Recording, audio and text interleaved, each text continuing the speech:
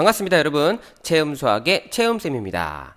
자, 이번 강의는 연립 1차 방정식의 풀이에 대해서 공부를 해볼 거고요. 지난 개념 강의 끝에 잠깐 언급을 했었죠. 어떤 미지수에 제한된 조건이나 범위가 없을 때, 그러니까 일반적으로 우리 연립 1차 방정식을 풀 수 있는 방법이라고 생각하시면 될 것 같습니다. 자, 교과 과정에서는 크게 두 가지 방법을 알려줍니다. 그래서 첫 번째 무슨 방법이냐면요. 바로 대입법입니다. 식을 하나 적어놓고 출발해 볼까요? 일단 x는 y 더하기 2라는 일단 방정식 하나가 있고요. 그 다음에 3x 더하기 2y는 마이너스 4라는 두 번째 방정식이 있습니다. 그래서 우리의 목표는 이 두 개의 방정식을 동시에 만족하는 미지수 x, y 값을 구하는 거겠죠. 자, 근데 이 식을 한번 잘 살펴보면 등호지 않습니까? 자, 등호는 당연히 똑같은 거를 의미하는 거예요. 그래서 박스를 쳐볼게요. 요 좌변과 요 우변에 적혀져 있는 x와 y 플러스 2는 각각 형태는 다르지만 그 값은 같은 거죠. 그리고 당연히 여기서 사용되는 xy가 두 번째 식에서 사용되는 xy하고 같을 겁니다.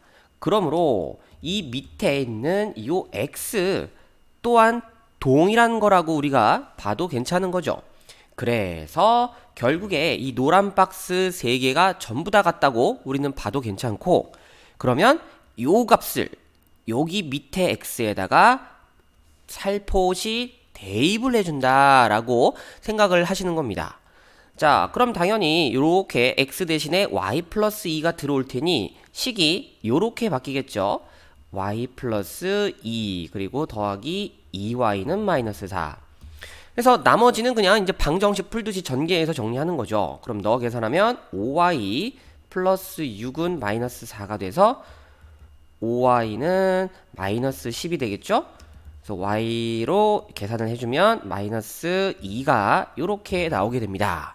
그러면 이 식을 만족하는 y가 마이너스 2가 됐을 때, 자, 아무 식이나 뭐 상관없습니다. 첫 번째 식에다가 여기 우리 y에다가 마이너스 2 값을 집어넣으면 만족되는 x 값이 얼마가 되죠? 0이 되는 걸 확인할 수 있죠, 그쵸? 그래서 주어진 식의 해가 얼마다?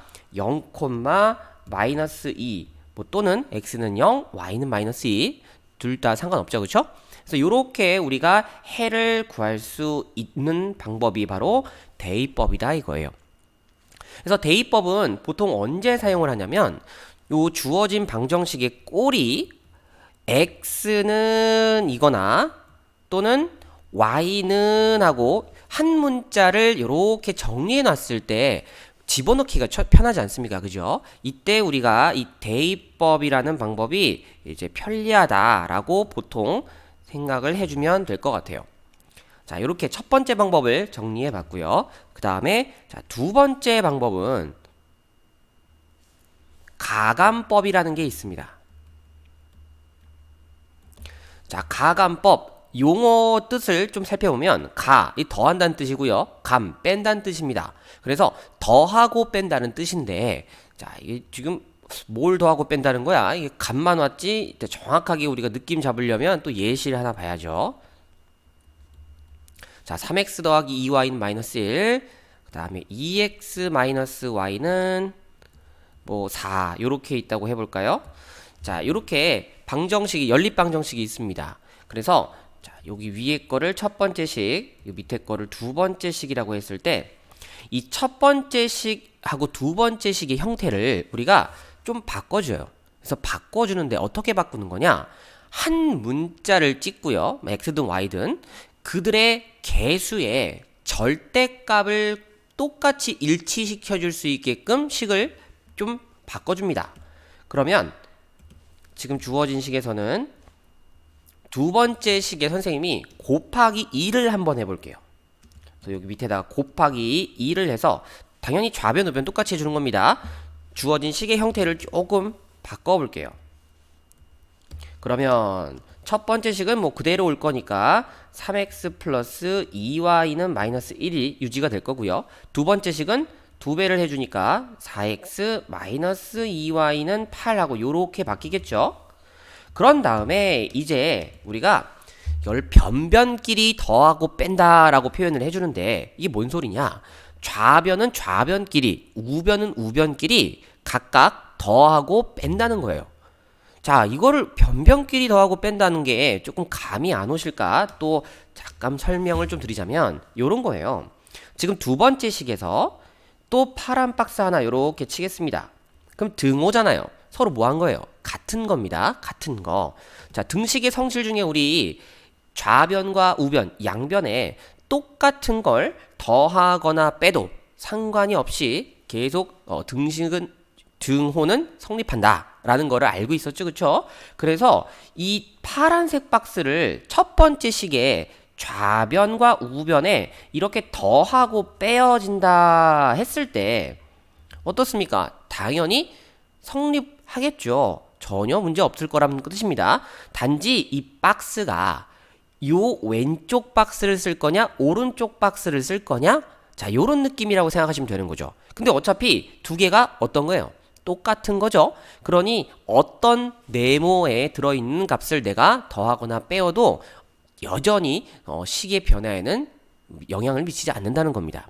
그래서 우리가 좌변은 좌변끼리, 우변은 우변끼리 이제 변변이 더하고 뺀다라고 이렇게 표현을 해주는 거죠. 그러면 여기서는 더하기냐 빼기냐? 더하기를 적용할 겁니다. 왜냐면 2y하고 밑에 마이너스 2y 둘이 더해지면 뭐예요? 사라지지 않습니까? 그죠? 그래서 이 친구 남는 게 누굽니까? 7x가 남을 거고요. 우변에는 마이너스 1과 8을 더할 거니까 7이 되는 걸 볼 수 있죠? 그래서 이렇게 남겨진 7x는 7을 만족하는 x값이 1이 된다는 걸 볼 수 있고요. 그럼 x가 1이 값이 나왔으니까 뭐 아무데나 상관없습니다. 다시 x에 1을 대입해주면 식을 만족할 수 있는 y 값은 얼마? 마이너스 2라는 걸 우리가 볼 수 있는 거죠. 그죠? 그래서 뭐 1, 마이너스 2 또는 x는 1, y는 마이너스 2 라고 적을 수 있는 이 값이 바로 요 연립방정식의 해가 된다라는 겁니다. 자, 그러면 이 대입법과 가감법 요 과정상의 공통점이 하나 있죠. 바로 뭡니까? 그래요. 문자를 줄인다라는 공통된 특징이 있습니다. 문자를 줄인다. 그래서 실제로 이 연립방정식이라는 모든 계산에서는요, 일반적으로 문자를 줄여나가는 방식으로 계산을 해주면 어떻게든 마지막에는 문자가 하나만 남을 거니 그 문자 값을 토대로 우리가 다른 문자 값들도 구해낼 수가 있게 되는 거죠. 그래서 이 연립방정식에 지금 선생님이 설명드린 대입법, 가감법 이 방법은 문자를 줄여나간다는 공통적인 핵심 개념이 담고 있다. 이렇게 정리하면 될 것 같아요. 좋습니다.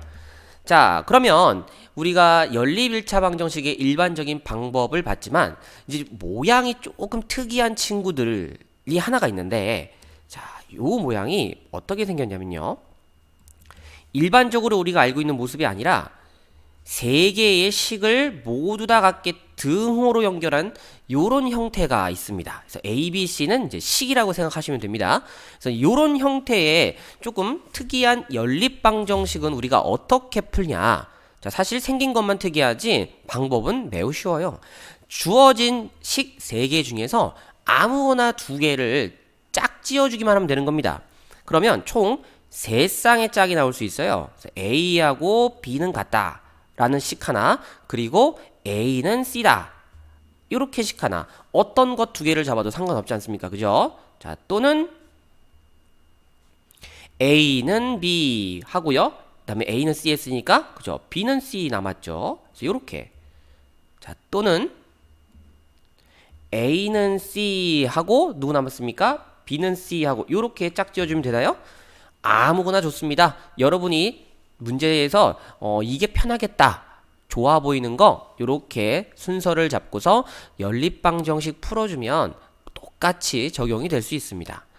뭐 가령 예를 들어 식을 하나 예시로 또 들어보면요, 요렇게 x-4y는 2x 플러스 y는 뭐 7이다.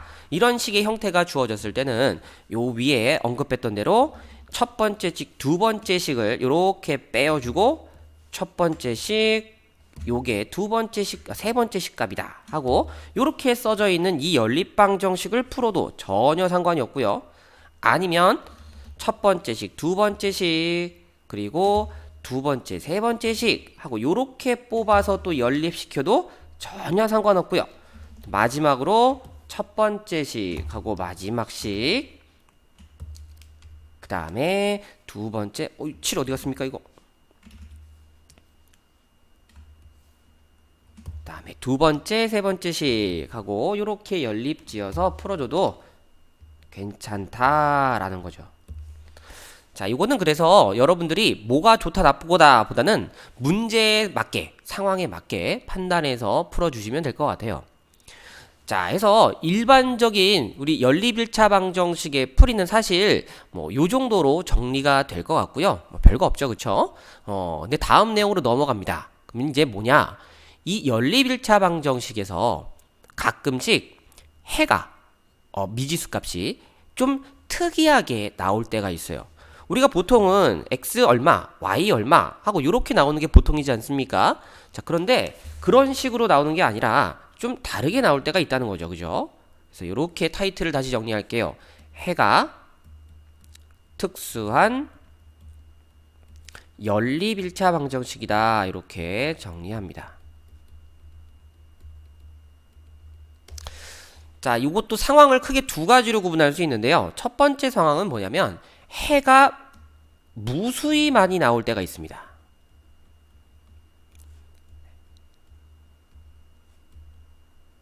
어떻게 해가 무수히 많이 나올 수 있느냐? 좀 이상하게 생각할 수 있겠죠? 자, 뭐 요런 느낌의 식인 겁니다.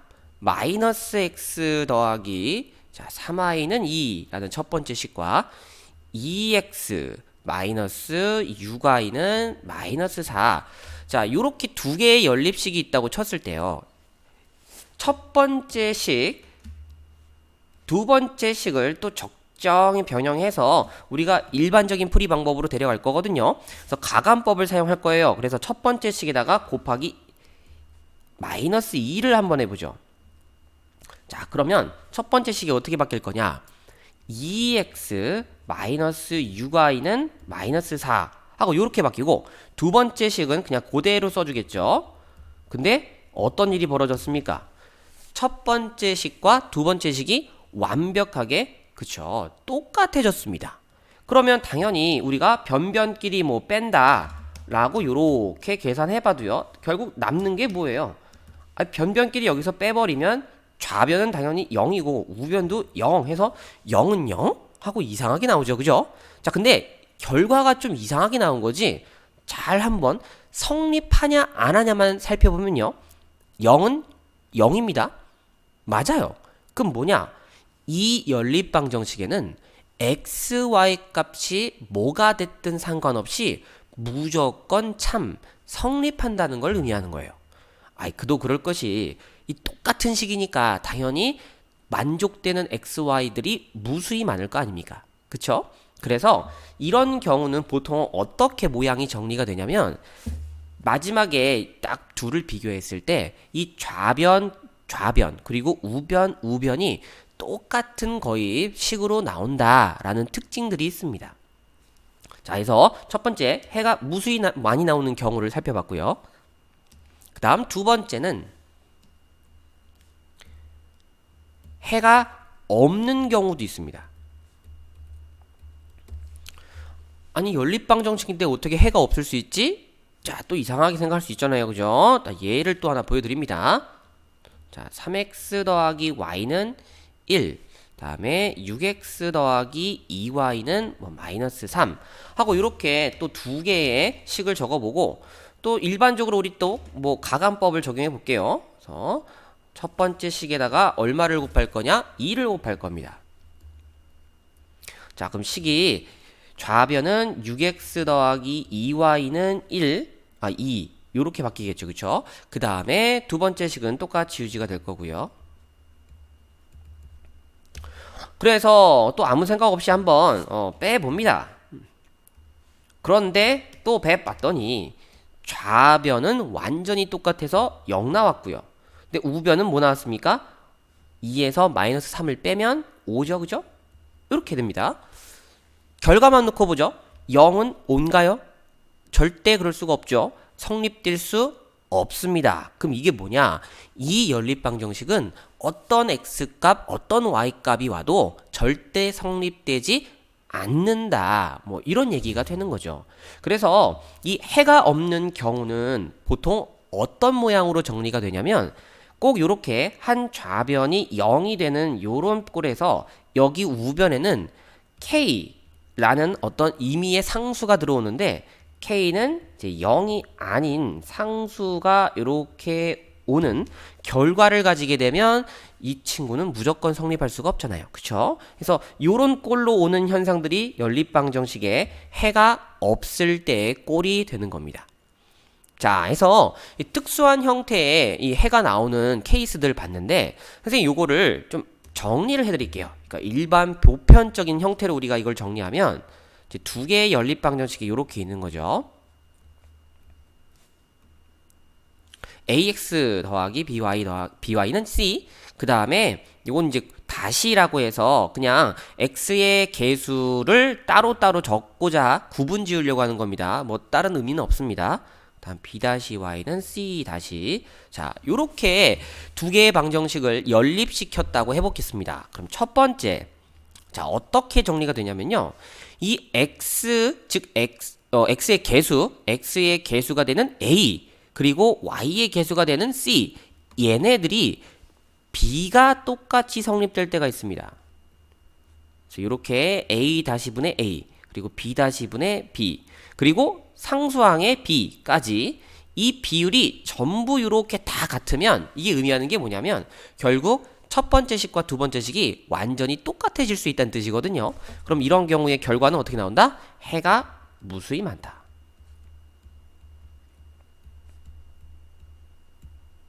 그 다음 두 번째,